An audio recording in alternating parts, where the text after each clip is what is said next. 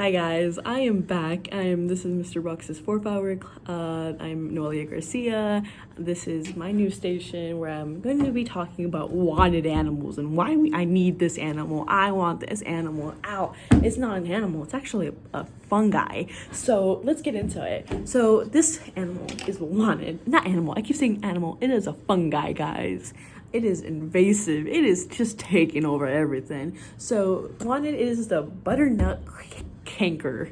That is the common name, but the scientific name would be Syracuse claviginentii jugulan dacirum. I will only repeat that once because that is a struggle to say. Here's a little photo of it. I'm inserting it right there.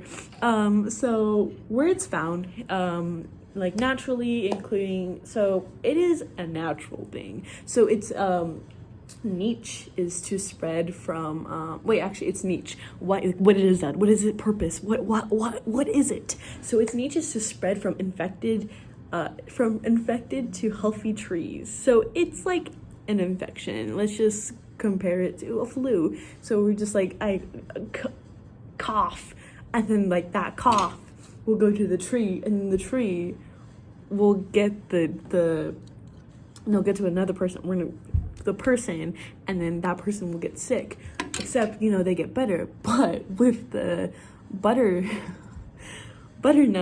canker, you can't, you literally just can't get better from it because it kills them. So it's neat just to spread from infected trees to healthy trees through rain splash, insects, and wind because it can. Simply because it can and it will. So it kind of hey, I'm gonna catch on this wind, this bug, and water. I'm gonna go on a tree and I'm gonna infect this tree and I'm gonna kill the tree. Basically, it's this niche. So where it can be found, it's mostly found in the forests in Wisconsin. Kind of forgot that was a place. I will not lie, I will be honest. But its current range is mostly in the eastern United States of America. So if you're in northern, you should be fine. But eastern, be concerned because these is killing your plants. So how it's introduced and if it's intentional, it is not intentional. This is a completely normal thing. The butternut canker is caused by the fungus Syracuse claviginentii jugulan dacirum. It happened naturally and it was not intentional. It was spread by the wind and the bugs. It was not something that humans made. I believe so. But it is a natural fungi and fungus, or however you would like to pronounce that word. There's many meanings to pronounce it, but it's not intentional. It happened completely naturally, and it's just another form of fungus that we do have to be careful about because it is very invasive. It's all up in the personal space of that tree. So it's a fungi, so when other living things can latch itself onto it, so that's how it reproduces. That is how it's hey, time to spread my children, and then it goes into a tree and kills it. Efforts to halt the spread and if they're successful or not. So there is little we can do to stop the spread of the butternut canker, but one thing that could help is vigorously growing butternut trees. By the way, they mostly attack butternut trees, just that's the name. It's that it was first found on a butternut tree. So are better to help slow the development of the butternut canker. So make sure that tree or they're watered and fertilized properly. Establish tree.